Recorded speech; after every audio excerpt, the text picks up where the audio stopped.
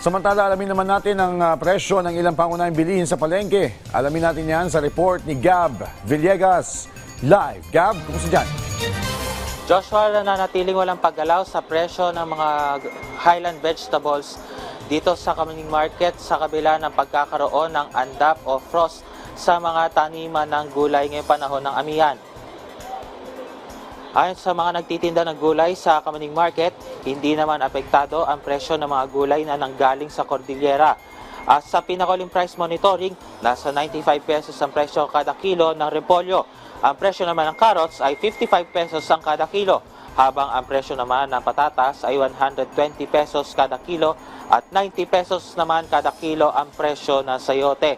Joshua, sa naging panayam kagabi kay Agriculture Assistant Secretary Arnel de Mesa sa Ulat Bayan Weekend, bagamat may mga taniman na tinamaan itong andap o frost, ay maliit lamang ito na porsyento o bahagi ng kabuang lawak ng mga taniman ng gulay sa buong Cordillera.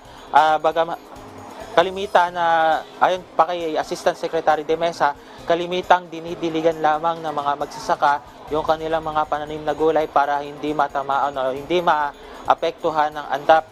Sa kabila niyan ay tumataas pa rin yung presyo, tumataas pa rin yung produksyon ng mga highland vegetables at meron pa rin mga highland vegetables na bumababa ang presyo tulad na lamang ng patatas, broccoli at repolyo. At yan muna update mula rito sa Kamaning Market sa Quezon City.